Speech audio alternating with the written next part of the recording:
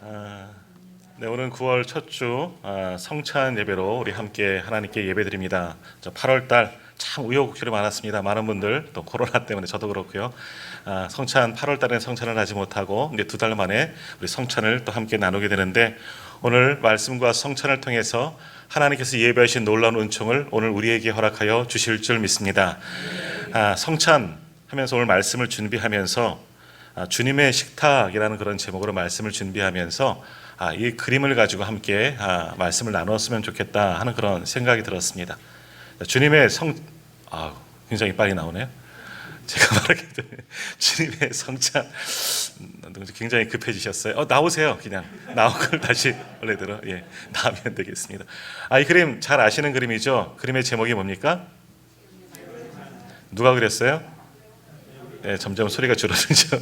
레오나르도 다빈치의 최후의 만찬이라는 그림 많이 다들 아실 겁니다. 아마 이거 식탁에 가정에 있는 그런 주방 식탁에도 걸려 있는 분들도 꽤 있을 것이고요. 또 교회들마다 교회 식당에도 이런 이 그림이 걸려 있는 곳이 참 많이 있습니다. 이 그림도 원래는 사실은 벽화입니다. 한 수도원 조금 이따 말씀드리겠지만 그 수도원에도 이 그림이 벽화로 그려져 있는 겁니다. 자, 이 그림 또 오늘 말씀을 기억하시면서 이 그림을 바라보시면서 이 그림에 대해서 몇 가지 한번 질문을 한번 생각해 보시기 바랍니다. 각자 한번 질문, 이 그림에서 느껴지는 건 어떤 느낌들이 있을까 한번 가만히 한번 생각해 보십시오. 자, 오늘 우리가 말씀을 읽었는데 마지막에서 주님께서 뭐라고 말씀하십니까? 성찬, 마지막 유월절 망차를 만드시면서 너희 중에 나를 팔 자가 있을 것이다. 주님께서 이 만찬, 이 그림을 한번 보십시오. 이 그림 속에서 주님이 말씀하시는 겁니다. 함께 음식을 나누면서도 너희 중에 하나가 나를 팔 것이다. 이 말씀을 들으며 저 그림을 바라보면 우리는 그런 생각을 하게 됩니다. 저 중에 누가 주님을 팔 자인가? 배신자가 누굴까? 그 배신자 우리는 다 알지 않습니까? 가롯 유다가 어디에 앉아 있을까? 하는 그런 시선으로 저 그림을 바라볼 수도 있습니다. 또 어떤 분들은 저 그림을 바라보면서 그때 주님은 무엇을 드셨을까? 저 위에 있는 음식은 어떤 음식들이 있었을까? 이렇게 저 그림이 좀 희미합니다. 원본 그림도 좀 희미한 거예요. 그래서 어떤 음식을 드셨을까 궁금해하시는 그런 분들도 있습니다.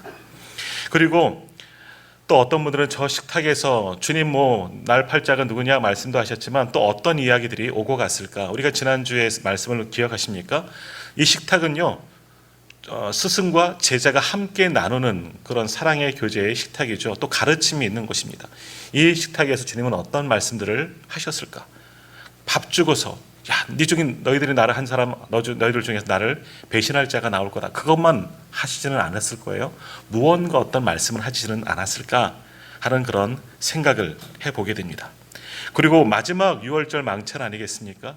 제자들은 잘 모르지만 이 땅에서의 마지막 유월절 식사를 하실 때 주님의 마음은 어떠셨을까? 이런 생각들도 해보게 됩니다. 그리고 오늘 우리가 저 식탁을 보지만 그 식탁의 모든 면에 사람들이 앉아 있는 것이 아니라 한쪽 면에만 앉아 있습니다. 우리가 보여지는 저 안쪽 자리에만 예수님을 중심으로 12제자가 앉아 있는데 그렇다면 왜 반대쪽 면에는 아무도 앉아 있지 않은 걸까? 이런 생각들을 해 봅니다. 이러한 생각들을 가지고 또 오늘 말씀을 기억하시면서 이 그림을 보면서 계속 함께 말씀을 나누도록 하겠습니다. 자, 오늘 말씀의 배경, 이제 예수님께서 십자가를 앞두고 마지막 유월절 명절을 맞이하게 되셨습니다. 이 유월절을 시작으로 이 무교절 한 주간이 함께 연결되는 가장 이스라엘 백성들에게 있어서 큰 절기입니다. 이 유월절, 이 무교절은 어떤 절기입니까? 하나님께서 그들을 출애굽시킨 애굽에서 탈출하게 하신 가장 큰 역사를 기록하는 절기입니다. 하나님의 구원의 은혜를 경험하고 감사함으로 지내는 절기가 유월절이고 또 무교절 한 주간의 절기가 되는 겁니다. 이 유월절 식사 모든 식구들은 함께 식탁 교제를 나누면서 유월절에 베풀으신 하나님의 은혜를 감사하는데 이때 어떠한 음식을 먹느냐 하면 예전 그때를 기억하는 겁니다. 하나님께서 이스라엘 백성들 출애굽시키실 때 그들에게 구원의 은총을 기억하면서 그때 먹었던 음식을 먹습니다. 먼저 먹는 음식은 어린 양이죠. 어린 양 한 마리를 잡아서 꺾지 않고 삶아서 그것을 함께 또는 구워서든지 같이 나누어 먹습니다. 이 어린 양은 무엇을 의미합니까? 피를 의미하는 거죠. 구원을 의미하고 또 예수 그리스도를 상징합니다. 유월절 때, 왜 유월절입니까? 죽음의 천사가 마지막 재앙이 임하였을 때 피가, 어린 양의 피와 문설주에 발라진 곳은 넘어갔다, 유월하였다, 담을 넘다라는 뜻입니다. 그래서 어린 양, 예수 그리스도의 보혈을 상징하면서 구원을 의미하는 겁니다. 그래서 그 피를 상징하는 어린 양 한 마리를 잡아서 온 식구가 둘러앉아서 그 음식을 아낌없이 다 나누어 먹습니다. 또 쓴나물 먹죠. 그냥 먹는 것도 아니고요. 허리에 띠를 띠고 여행 갈 복장으로 먹습니다. 또 무교병, 그래서 무교절이라 일컫는데 누룩이 없는 빵, 그러니까 그냥 반죽, 부풀리지 않는 반죽만으로 만든 빵을 그렇게 먹게 되는 겁니다. 그 음식을 먹으면서 양고기와 이 무교병 그리고 쓴나물 등을 먹으면서 또 급하게 먹으라 이야기하지 않습니까? 빨리 탈출해야 되니까. 그러면서 수천 년 전 하나님께서 저들에게 구원의 은총을 베풀어 주신 그 은혜를 기억하며 그 구원의 은혜를 감사하면서 이 유월절 그리고 무교절 음식을 함께 나누어 먹게 됩니다. 오늘 주님도 저 식탁에서 제자들과 함께 그 하나님의 은혜를 기억하면서 이 땅에서 마지막 유월절 식사, 마지막 최후의 만찬을 제자들과 함께 나누셨다라는 겁니다. 그래서 저 그림대로 주님은 그 유월절 저녁 꼭 저렇게 식사를 하셨는지는 우리가 정확하게는 알 수 없겠지만 한 식탁에 둘러앉아 주님을 중심으로 그렇게 그 유월절 음식을 함께 나누어 먹게 됩니다. 자, 어느 정도 함께 음식을 나눌 때 주님께서는 비통한 심정으로 괴로운 마음으로 제자들에게 말씀하십니다. 보라, 나를 파는 자의 손이 나와 한 상위에 있구나. 무슨 말입니까? 너희들 중에 하나가 나를 배반할 것이다. 나를 팔 것이다. 아주 천천병력과 같은 말씀을 선포하십니다. 주님의 이 말씀을 듣고 제자들이 깜짝 놀라게 됩니다. 이게 무슨 소리야? 우리 중에 주님을 배신할 자가 나온다니. 우리 중에 누군가 주님을 팔아버릴 배신자가 나온다니. 그 사람이 누굴까? 제자들이 깜짝 놀라서 주님의 말씀을 듣습니다. 자, 이제 그림을 다시 한번 찬찬히 한번 살펴보십시오. 한 가운데 예수님이 자세한 표정을 사진이 원본 사진이 워낙 크리고요. 또 앞에 우리 이 불도 한 번만 살짝 꺼주시겠습니까? 앞쪽 그림 불만 좀 꺼주시겠어요? 그리고 그림을 보시면 우리가 흐려서 지금 예수님의 모습 또 제자들의 얼굴 됐습니다. 표정 정도 자세히 우리가 알 수 없지만 조금 이것이 채색이 좀 밝은 그림으로 바꾸어서 한번 보도록 하겠습니다. 조금 더 잘 보이는데요. 예수님이 이 사진 중앙에 앉아 계시고요. 예수님을 중심으로 오른쪽에 6명, 왼쪽에 6명 제자들이 나누어서 그렇게 앉아 있습니다. 자, 제자들을 이러한 관점으로 한번 보십시오. 지금 주님의 말씀을 들은 겁니다. 이 상위에 나를 팔 자의 손이 함께 있다. 너희들 중에 하나가 나를 팔 것이다. 이 말씀 후에 이 그림이 그려졌다고 한번 상상해 보십시오. 자, 먼저 오른쪽에 있는 사람들의 모습을 한번 보겠습니다. 조금 확대된 그림, 다음 그림 한번 보여주시겠어요? 네, 이 사람들의 오른쪽에 앉아 있는 사람들의 모습입니다. 아마도 이 사람들은 깜짝 놀란 것 같아요. 맨 앞에 앉아 있는 분, 여기 요 분인데요. 깜짝 놀라는 듯한 이런 표정을 짓는 사람들이 있죠. 그리고 뒤에서는 손가락 하나를 붙들고 누군가 한 사람이 누군가 이렇게 질문하는 듯한 그런 모습들도 보이고요. 뒤쪽에 있는 세 사람은 마치 의논하는 듯한 모습이 보여집니다. 도대체 누가 팔 수가 있겠느냐. 그러니까 오른편에 있는 사람들은 다빈치가 이 그림을 그릴 때 정확하게는 모르지만 어떤 의도를 분명히 가지고 이 그림을 그렸다는 겁니다. 오른쪽에 있는 사람들의 모습은 한 가지예요. 우리는 아닙니다. 누굴까? 도대체 이 사람이 누굴까? 이러한 모양으로 오른편에 있는 사람들의 모습을 그렸습니다. 자, 왼편에 있는 사람들의 모습을 한번 보겠습니다. 왼편에 있는 사람들의 모습은 조금은 다릅니다. 보시기에 오른쪽에 약간 비스듬하게 누워있는 이분은 요한입니다. 사랑의 제자, 여성처럼 마치 표현되어져 있는데 이 사람은 손을 이렇게 모은 채 지그시 눈을 감고 요한을 표현할 때 상징적이죠. 그림 속에 상징이 좀 있습니다. 예수님의 품에 늘 기대어 있었던 요한, 지금도 그처럼 예수님의 품에 기댄 것은 아니지만 한쪽으로 조금 놓은 채 사랑의 제자, 그래서 아름다운 여인의 모습처럼 그렇게 그린 겁니다. 그리고 그 뒤에는 얼굴을 앞으로 듬이 밀고 있는, 몸은 세 번째 자리에 차지하고 있죠. 그런 사람의 모습이 나옵니다. 이 사람, 이렇게 몸은 뒤쪽에 좀 물러나 있는 그런 모습이 나옵니다. 이 사람 자세히 보이시질 않겠지만 손에 무언가를 하나 들고 있는데 이게 뭐냐면 칼을 들고 있는 겁니다. 칼, 예수님의 제자 중에서 칼을 가진 사람이 누구인 것 같습니까? 베드로예요. 베드로가 주님의 말씀을 들고 누굽니까? 하고 아마 이렇게 나가서 질문을 한 것은 아닌가, 뭐 그런 생각을 해봅니다. 그 중에 요한과 베드로 사이에 조금은 뒤로 물러서서 이렇게 뒤돌아보면서 옆으로 이렇게 보는 것 같죠? 그렇게 보여지는 사람이 있습니다. 제가 여기서 잘 안 보이는데 여기 있는 사람인 것 같아요. 이 사람은 약간 고개를 뒤돌리면서 이렇게 표현하고 있는 그런 사람도 있고요. 그 뒤에서는 저 맨 끝에는 탁자를 집어서 일으켜서 누군가, 나는 아니다, 꽝꽝 치면서 화나는 모습으로 얘기하는 듯한 그런 사람들도 있습니다. 사실 이 한 사람 한 사람 이름을 다 이제 불러드릴 수도 있겠지만 이 속에서 이제 두 번째 그림으로 다시 한번 넘겨주시겠습니까? 조금 전체가 나온 그림이요. 네. 이 그림을 보시면서 오른편에 있는 사람들의 모습과 왼편의 사람들의 있는 모습 쭉 말씀을 드렸지만 이 속에서 가룟 유다는 어디에 있을까? 우리는 그런 생각들을 해보게 됩니다. 저 그림을 보면서 누가 저 속에서 배신자일까? 주님의 말씀처럼 주님을 팔아버린 그 원수와 같은 배신자는 어디에 있을까? 제가 소개시켜드린 말씀들이 몇 분 빼놓고는 그 중에서 그 배신자 한 사람의 모습을 우리는 찾게 됩니다. 그러니까 이 말씀을 들으면 우리는 이 사진을 주님의 마지막 최후의 만찬이라 표현했지만 마지막 안타까운 어떤 사랑의 교제, 그것을 바라보기보다는 우리는 의심을 품고 저것 그림을 바라보게 되는 겁니다. 누가 배신자일까? 저들 중에 누가 배신자일까? 자, 그런데면 먼저 이제 답을 좀 말씀을 드려야 되겠죠. 누가 배신자인 것 같습니까? 네, 잘 모르시겠지만 아까 조금 전에 말씀드려갔는데요. 왼쪽 편에 있는 사람 중에 있습니다.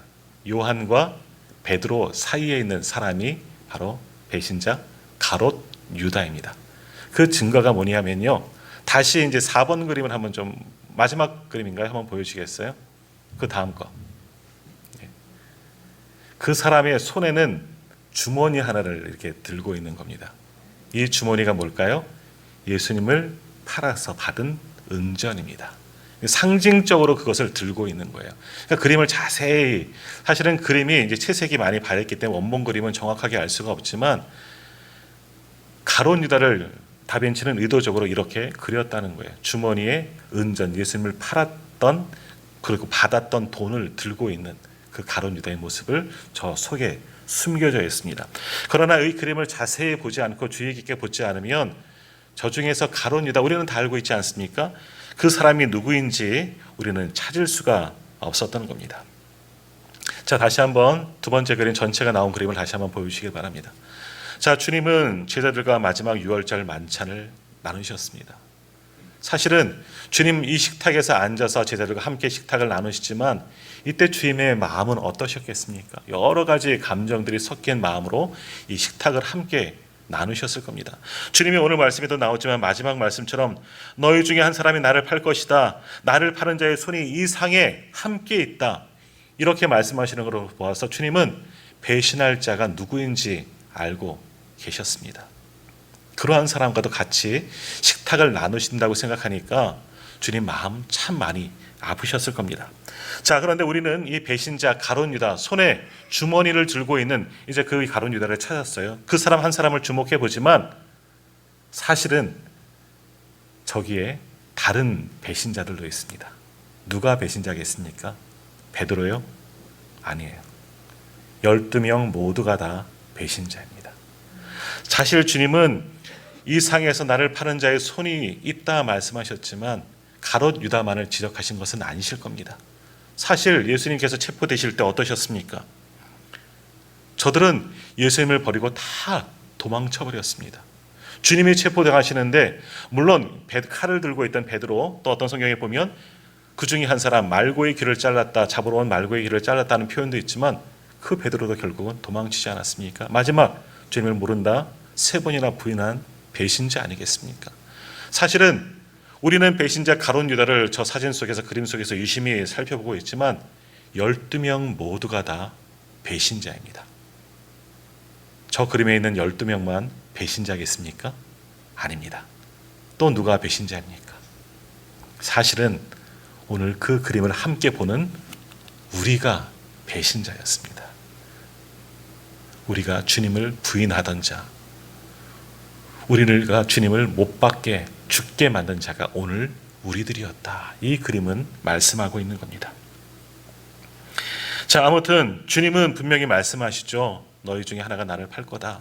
이 상위에 그 자가 있을 것이다 라고 말씀하시는데, 저렇게 그림편에서 나온 것처럼 놀라는 사람도 있고 그 사람이 누군가 묻는 사람도 있을 것이고, 아니다 외면하는 사람도 있겠지만 이러한 마음은 곧 오래가지 못합니다. 지난주 말씀 기억하십니까? 주님께서 십자가의 길을 예고하실 때 제자들은 어떠한 행동을 했습니까? 누가 크냐? 우리 중에 누가 크냐? 그 이야기를 나누고 있었다는 겁니다. 주님은 배신자를 얘기하고 십자가의 길을 말씀하시지만 제자들에게는 그러한 거 관심 없습니다. 또 배신이, 주님이 말씀하시는 배신이 어떠한 배신인지, 나를 판다는 것이 어떠한 의미인지 사실 제자들은 온전히 알지 못하는 겁니다. 그러면서 무엇을 생각합니까? 주님이 왕으로 오실 그때, 주님이 예루살렘에 오셨으니 이제 왕으로 입성하실 그때 나는 한 자리 높은 자리 차지하려 한다, 그런 생각들로 아웅다웅하던 것이 바로 저 제자들의 모습이라 할 수 있는 겁니다.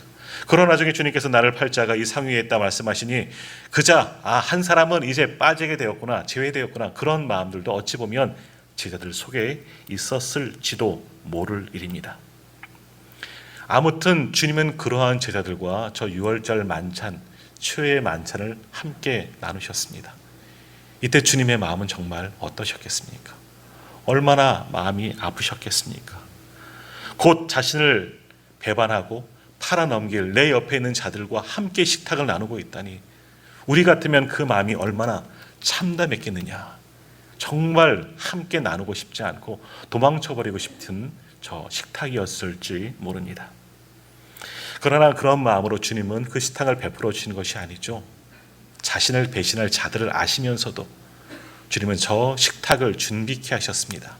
그리고 저 식탁에서 주님은 제자들과 함께, 자신을 배신할 제자들과 함께 식탁을 나누셨습니다. 왜요? 그를 끝까지 사랑하셨기 때문에. 저들이 당신을 배반할 것을 분명 아셨음에도 주님은 이러한 제자들을 사랑하셨다는 겁니다. 그것이 하나님의 사랑이요, 우리를 위해서 죽으신 예수 그리스도의 사랑입니다. 저 식탁 위에 차려지는 음식들, 저 모인 공간, 성경을 통해서 보면 모두가 제자들이 예수님의 명령을 쫓아 준비한 것으로 보여집니다. 준비된 다락방이 있고요, 함께 나눌 식탁이 있고요, 음식들도 사실은 제자들이 다 준비했습니다.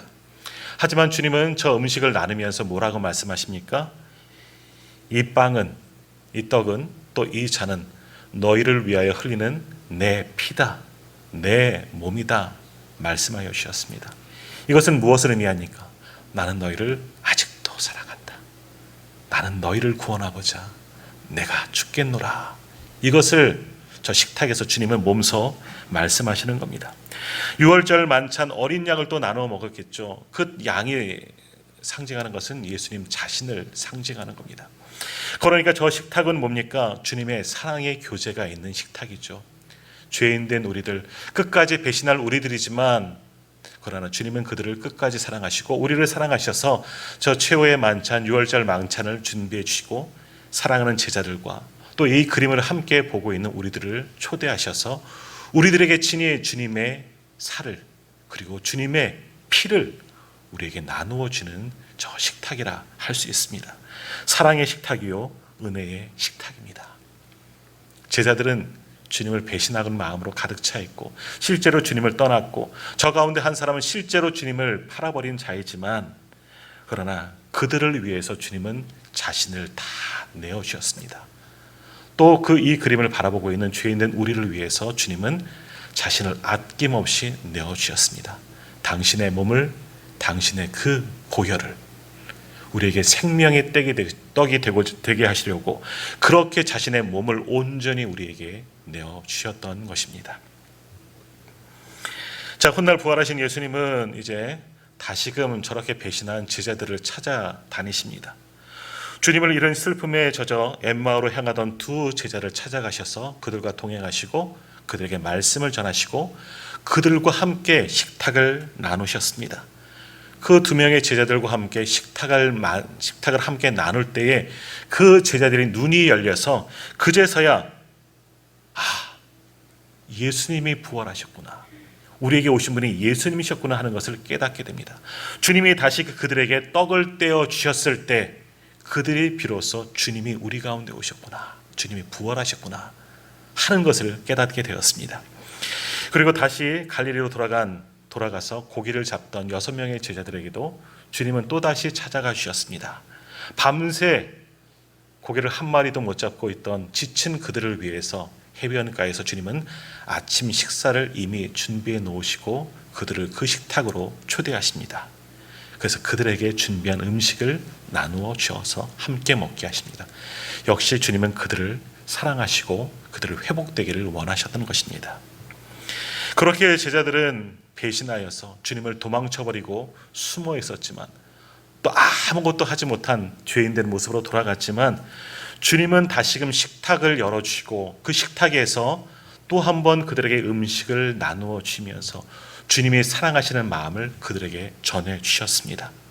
그 또 한 번의 식탁 교제 속에서 제자들은 이제 부활하신 주님을 다시 한번 목격하게 되고 주님의 사랑을 받게 되고 주님의 은혜를 받게 되고 주님의 피와 몸을 다시 한번 먹음을 통해서 그 생명의 음식을, 신령한 음식을 먹음을 통하여서 이제는 다시금 온전한 주님의 제자로 거듭나게 되었다는 것입니다. 저 식탁 교제에서 주님이 주신 그 음식을 받아 먹음을 통하여서 이제는 그 음식 속에서 주신 주님의 명령, 주님의 사명도 함께 받아서 이제는 생명을 다하기까지 주님의 십자가 그 은혜를 전하는 제자들이 되었다라는 것이지요. 그렇게 제자들에게 식탁을 주시면서 주님의 사랑을 보여주셨던 그 주님께서 오늘 우리에게도 이 성찬의 식탁을 허락하여 주셨습니다.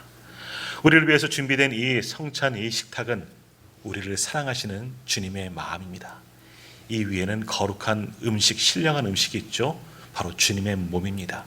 주님의 살입니다. 이것을 주시는 이유는 뭡니까? 역시 똑같은 의미죠.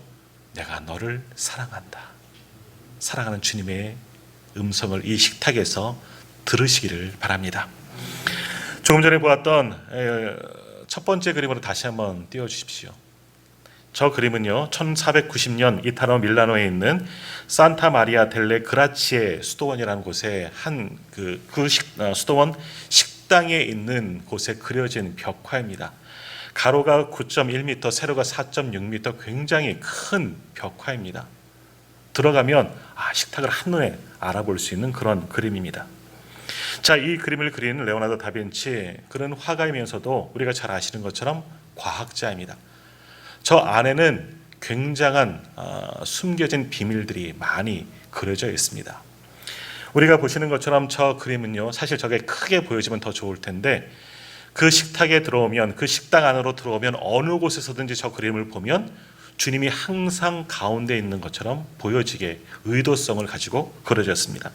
정확한 소실점과 원근법을 사용해서 저 뒤에 이제 점점 좁아지는 그런 모양으로 그리지 않았습니까? 그래서 그 식당에 들어가서 한 구석에 있어도 예수님의 중심에 있는 듯한 그런 모습을, 그런 느낌을 받는다고 합니다. 그러니까 뭡니까? 그 식당 얼마나 큰지는 알 수 없지만 그 식당 안에 앉아있는 모든 사람들은 저 그림을 보면서 주님 앞에 앉아있는 것처럼 그렇게 느껴진다는 겁니다. 그저 밥을 먹지만 함께 식사를 하지만 단순히 식사를 먹는 것이 아니라 주님과 한 자리에 앉아서 함께 밥을 먹는 듯한 그런 감격을 느끼면서 함께 식사를 나누게 된다는 겁니다. 그래서 반대편 식탁 자리가 비어 있는 이유가 바로 거기에 있는 겁니다. 먼저는 누구겠습니까? 그 수도원이 있는 식당, 그 식당 안에서 밥을 함께 먹는 모든 수사들을, 카톨릭 수사들을 그 자리로 주님의 식탁으로 초대하는 겁니다. 저 빈자리는 그들을 초대하는 자리이지요. 또 그 빈자리는 누구를 위한 자리이겠습니까? 오늘 주님의 식탁에서 함께 이 그림을 보면서 또 예배의 자리, 이 성찬에 참여한 우리들을 부르시는 자리입니다. 주님은 오늘도 저 식탁으로 우리를 부르고 계십니다. 오늘 우리가 주님의 저 거룩한 식탁에 초대받은 주님의 사람들인 줄 믿습니다. 자, 우리를 위해서 마련한 이 식탁에서 주님은 자신의 몸을 내어주시면서 거룩한 음식을 우리에게 주십니다. 우리도 그 식탁에서 주님을 바라보면서 오늘 성찬을 나누면서 주님과 함께 주님의 몸을, 주님의 그 보혈을 함께 먹고 우리는 마시게 될 겁니다. 그때 주님은 그 음식을 통해서 우리에게 말씀하십니다. 먹어라, 너를 위해 찢겨진 나의 몸을. 마셔라, 너를 위해 흘리는 나의 그 피를. 오늘 주님은 이 작은 빵과 이 떡을 통해서 우리에게도 오늘 분명히 말씀하십니다.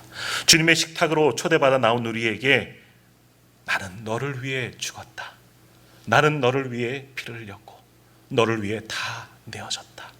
이 음식을 먹어라, 마시라, 그리고 나의 사람으로 거듭나라. 주님은 우리를 초대하시고 이 식탁에 참여하게 만들어 주셨습니다. 그러나 이것만이 우리에게 식탁을 베풀어 주신 주님의 뜻이 여기에서 끝나지는 않습니다. 또 하나 주신 사명이 있죠. 이 식탁 우리만 먹는 것이 아니라 아직 이 식탁을 경험하지 못한 이들을 초대하라 우리에게 말씀하시는 겁니다. 그러므로 저 한 자리, 비어진 자리는 누구를 위한 자리입니까? 우리를 위한 자리이기도 하면서 우리를 통해서 아직 주님의 식탁을 경험하지 못한 사람들, 그들을 인도하라고 초대하신, 남겨두신 자리이다 라는 겁니다. 그러므로 오늘 성찬을 통해서 주님께서 주신 이 식탁을 경험한 우리들은 다시금 세상 속으로 나가 이 주님의 사랑, 주님께서 우리에게 주신 이 신령한 음식을 전하고 많은 영혼들을 주님의 식탁으로 초대하고 인도할 수 있는 우리가 다 되시기를 바랍니다.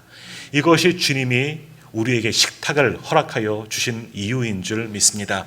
오늘 우리에게 주신 이 식탁, 성찬 예식을 통해서 우리에게 주신 신령한 음식을 먹고 마심을 통하여서 우리는 주님의 사랑을 느끼십시오. 그리고 이제는 세상으로 나가 이 사랑, 이 은혜를 베풀어 주신 사랑을 힘써 증거하여 그들을 주님 곁으로 인도할 수 있는 저와 우리 모든 성도님들 다 되시기를 주님의 이름으로 축복합니다.